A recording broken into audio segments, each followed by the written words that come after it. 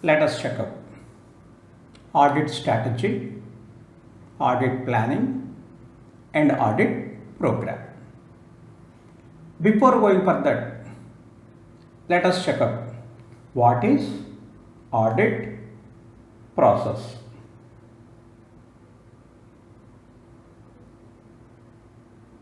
One must take care to ensure that nothing is missed in the process which needs to be followed to achieve the audit objective. In order to do this, the following audit process in the same order may be taken as a specimen. The first aspect is formulating auditing plan. Second one, examination and evaluation of the nature, extent and efficiency of the system of internal control.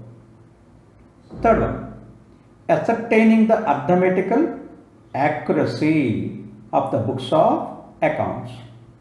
Fourth one, examining the documentary evidences, that is both internal and external, that is what we call as vouching. Next one, checking the validity of transaction with reference to any act or rules and the rules and regulations governing the constitution and management of the organization, minutes book for appropriate sanction, and other legal documents such as prospectus, agreements, etc. Next one, ensuring that there is adequate disclosure of information, that is, annual accounts are prepared in such a manner so as to convey the real picture about the assets and liabilities and of the operating results of the organization. Next one, verification of existence, ownership, title and value of the assets. Next, scrutiny of the account to establish reasonableness, consistency and compliance with the legal requirements. Next, application of various overall checks in order to test the overall reliability of accounting records and the statements. Finally, determination of significant accounting ratios. In ratio analysis, we locate the areas showing departure from the expected state of affairs.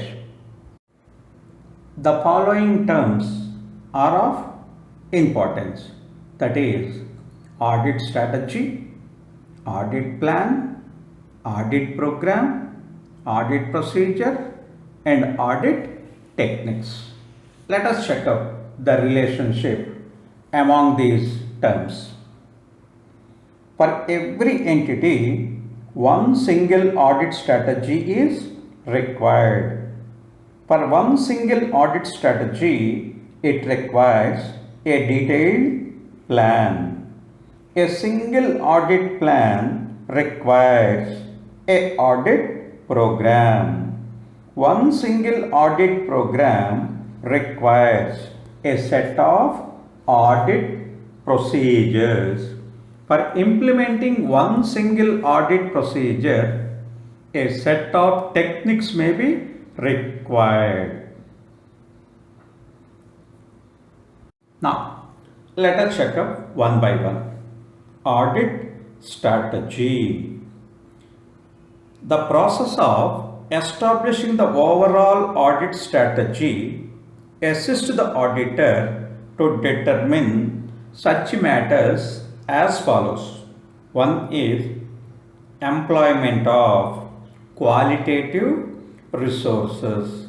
As we know that audit has to be performed by a team of members, therefore it is expected that experienced team members for high risk areas or the involvement of experts on complex matters. Second one, allocation of quantity of resources. The amount of resources to allocate to specific audit areas, such as the number of team members assigned to observe the inventory count at various locations, and other auditors in case of group audits, and to allocate to high risk areas. Next one, timing of deployment of resources. A single auditor can perform up to 20 company audits. So with the available resources, he has to accommodate all the audits. Therefore, when these resources are to be deployed, such as whether at an interim audit stage or at key cutoff dates, etc. Finally, management of resources. It is the engagement partner and the manager for review are expected to take place, for example, on-site or off-site, and whether to complete the engagement quality control reviews, etc. Now, let us check out the relationship between overall audit strategy and the audit plan. Once the overall audit strategy has been established, an audit plan can be developed to address the various matters identified in the overall audit strategy, taking into account the need to achieve the audit objective through the efficient use of the auditor's resources. And the establishment of overall audit strategy and the detailed audit plan are not necessarily discrete, or it is a sequential process, but are closely interrelated, since changes in any one may result in consequential changes in the other. The second phase in an audit is audit planning. Let us check up what is audit planning. The auditor should plan his work to enable him to conduct an effective audit in an efficient and timely manner. Therefore, plans should be based on the knowledge of client's business. Now, let us check out what are the things that are to be considered by the auditor before proceeding for planning. Acquiring knowledge of the client's accounting system, accounting policies, and internal control procedures of the client. Second one, establishing the expected degree of reliance to be placed on internal control. Third one, determining the programming, the nature, timing, and extent of audit procedures to be performed. Finally, coordinating the work to be performed. Thus, planning is not a discrete phase of an audit, but rather a continual and iterative process. Let us check up what are the various benefits in planning an audit.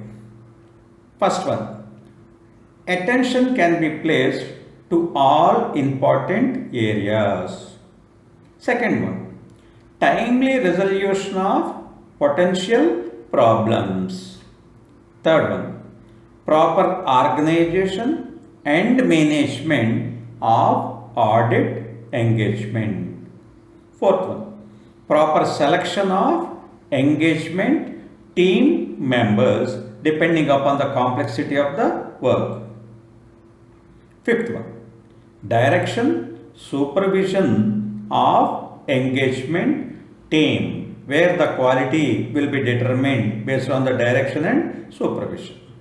Finally, easy coordination. Planning would be helpful to the auditor in coordination of the work done by auditors of components and experts. Let us check up how a plan will be developed. Planning will be developed based on the terms of his engagement and the statutory responsibilities and the nature and timing of reports, applicable legal or statutory requirements, accounting policies adopted by the client, effect of new accounting or auditing pronouncements on the audit, identification of significant audit areas, setting of materiality levels for audit purposes, the degree of reliance on accounting system and internal control, the nature and extent of audit evidence to be obtained, the work of internal auditors and the extent of their involvement, the involvement of other auditors and the involvement of experts, allocation of work between joint auditors and establishing the coordinating staffing requirements. In order to plan, the auditor has to obtain the knowledge of client's business. Therefore, the auditor should obtain an understanding of the following, that is, the relevant industry, regulatory and other external factors, including the applicable financial reporting framework, the nature of the entity, including its operations, its ownership and governance structure, the type of investments the entity is making, and the entity's selection and application of accounting policies, the way how the entity is structured, and the entity's objectives and strategies that are related business risks that may result in risk of material misstatements, the measurement and review of entities' financial performance. Now let us consider the documentation of audit plan.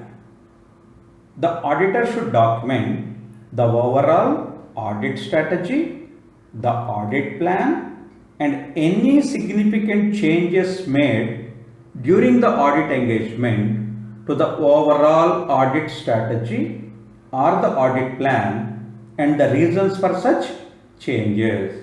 That is, recording of any key decisions. Second one is record of nature, timing and extent of risk assessment procedures. Third one is maintain a record of reasons for change in audit plans. Now, let us consider what is audit program. Audit program consists of series of verification procedures to be applied to the financial statement and accounts of a given company for the purpose of obtaining sufficient evidence to enable the auditor to express an informed opinion on such statements. Therefore, evaluating one audit program is not practicable for all businesses. Businesses vary in nature, size and composition. Work which is suitable to one business may not be suitable to others. Because of such variations, evaluating one audit program applicable to all businesses under all circumstances is not practicable. We can have two types of audit programs. One is general audit program, which is common for any entity. Anybody can use that. Second one is special audit program or single use audit program. An audit program, once drafted, need not be blindly followed. As experience is gained by actually carrying out the work, the program may be altered to take care of situations which were left out originally but are found relevant for a particular concern. In the same manner, if any work originally provided for proves beyond doubt to be unnecessary or irrelevant, it may be dropped. Therefore, the assistant assigned in the job should be encouraged to keep an open mind beyond the program given to him.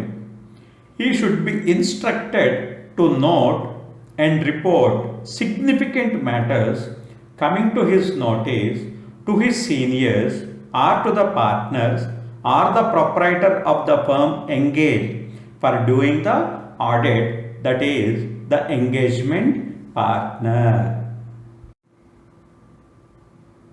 Periodic review of audit program.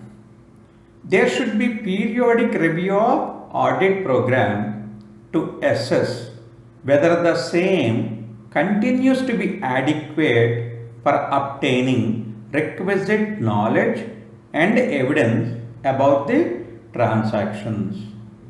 Therefore, unless there is a modification, there may be a change in the business policy of the client, but the program may be undertaken without noticing the change in the policy. And for this negligence, the whole audit may be held as negligently conducted and the auditor may have to face legal consequences. Now let us check up how to construct an audit program. The following points should be kept in mind. That is, we should stay within the scope and limitations of the assignment, and we have to identify the best evidence for deriving the necessary satisfaction. Apply only those steps and procedures which are useful in accomplishing the verification purpose in the specific situation. Consider all possibilities of error. Coordinate the procedures to be applied to the related items. Now, let us check up how to develop the audit program.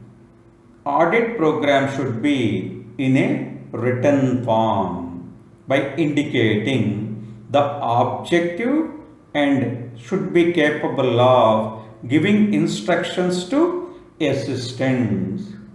And third one, reliance on internal control, that is, for determining the nature, timing and extent of required audit procedures. Fourth one, timing of performance of audit procedures. The auditor normally has flexibility in deciding when to perform audit procedures, but in some cases the auditor may have no discretion. Finally, based on audit planning, the audit planning ideally commences at the conclusion of the previous year's audit, and along with the related program, it should be reconsidered for modifications as the audit progresses. Let us now consider the advantages of audit program. It provides the assistants carrying out the audit with a total and clear set of instructions. There won't be any confusion. Every individual can easily identify what to done and how to be done. Second, it is essential, particularly for major audits, to provide a total prescriptive of the work to be performed.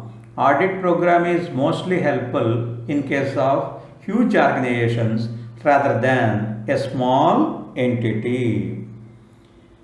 Selection of assistants for the jobs on the basis of capability becomes easier when the work is rationally planned, defined, and segregated.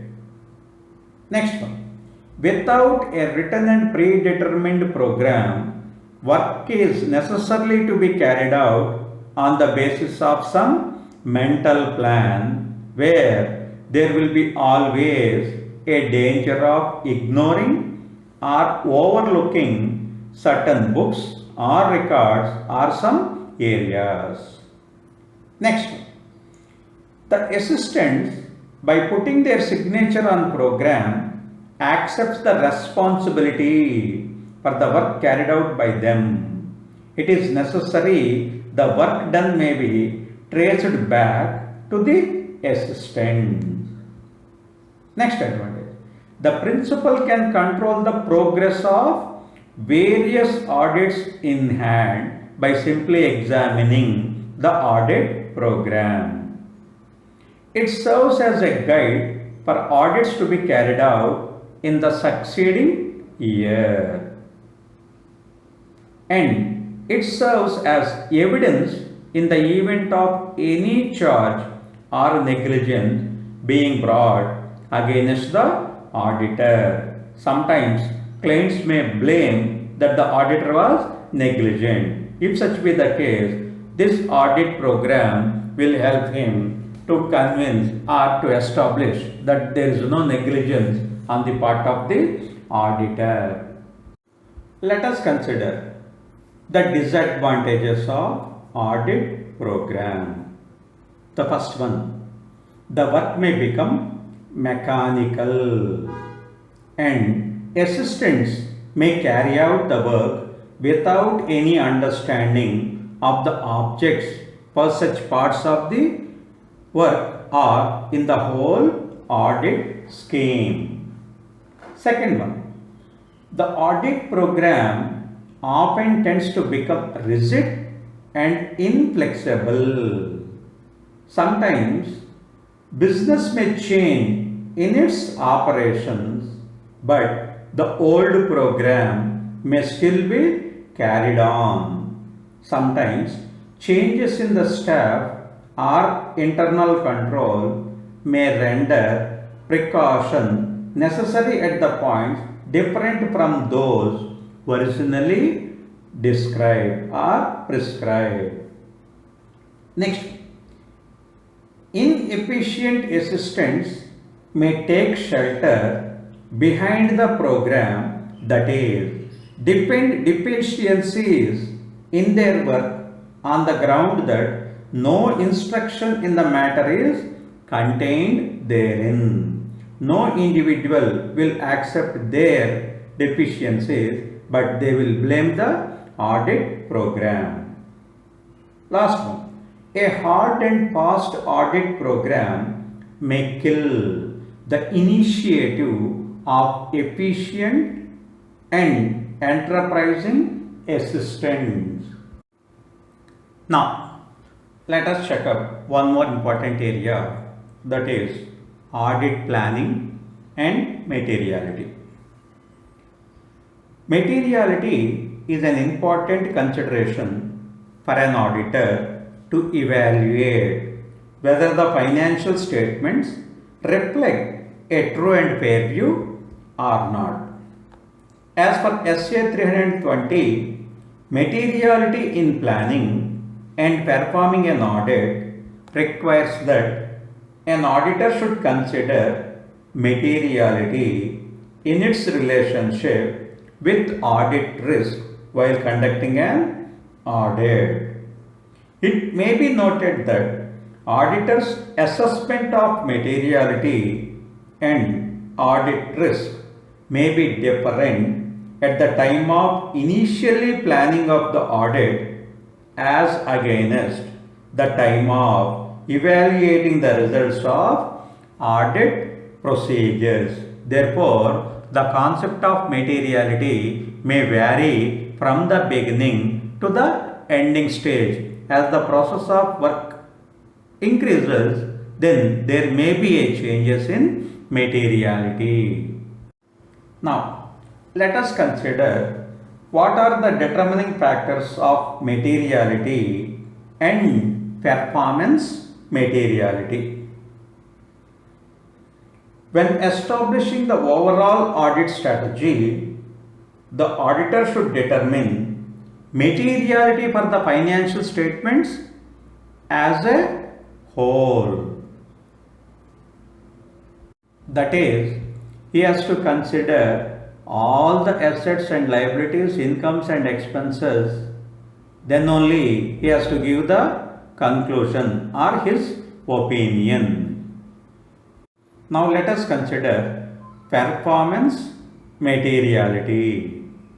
Performance materiality means the amount or the amounts set by the auditor at less than materiality for the financial statements as a whole to reduce to an appropriately low level the probability that the aggregate of uncorrected and undetected misstatements exceeds the materiality for the financial statements as a whole. That is, at the planning stage, assume that the auditor has prepared himself that an amount of rupees 1 lakh may be materially misstated, and on performance or on conclusion of the audit, if the auditor has arrived a misstatement of an amount of less than 1 lakh, then there won't be a much problem. But the problem arises if on performing or at the end of the audit, if the total misstatements exceeds 1 lakh, then the concept of materiality has to be revised. Sometimes performance materiality also refers to the amount or amounts set by the auditor at less than the materiality level or levels for a particular classes of transactions, account balances or disclosures. Let us elaborate this. As we have discussed, the auditor has prepared himself a total misstatements may be around 1 lakh. Within this 1 lakh, he may segregate that the misstatements in assets should not be more than 60,000. The misstatements in income statement should not be more than 40,000. And in some particular cases, he may go back that receivables may be not having misstatements exceeding 10,000. Stock figures may be misstatements not exceeding 10,000, etc. All these characters are called as materiality level. As we are discussing about the materiality, we can use some benchmarks in its determination. Let us consider what are the factors that may affect the identification of appropriate benchmark. Maybe assets and liabilities, equities, incomes and expenses, or the nature of the entity, its life cycle and economic conditions of the entity, or the entity's ownership structure and how it is financed. Now, benchmarks may be based on prior period financial results and financial position. Take for instance, From previous year, the misstatements expected is 1 lakh. Due to the changes in the circumstances, the misstatements may be around 10 to 12% higher than the previous year. Second, the period to date financial results and financial position. Third one may be budgets are forecast for the current period. Fifth one, adjusted for significant changes in circumstances of the entity. As we have already discussed, there may be a revision in materiality level as the audit progresses. By considering the time and cost benefit analysis, initially the auditor has established a materiality level, overall materiality of 1 lakh. As the process of work, he noticed the misstatements are more than 10 lakhs. Therefore, he has to reconsider the materiality. Therefore, materiality for the financial statements as a whole are levels for a particular class of transaction, account balances or disclosures or need to be revised as a result of change in the circumstances, or if the auditor concludes that a lower materiality for the financial statements as a whole and if applicable materiality level or levels for a particular class of transaction, account balance or disclosure than that initially determined is appropriate. And finally, all these matters must be documented. Therefore, documenting the materiality, that is materiality for the financial statements as a whole and if applicable, the materiality level or levels for a particular class of transaction, account balances or disclosures and performance materiality and any revisions if any.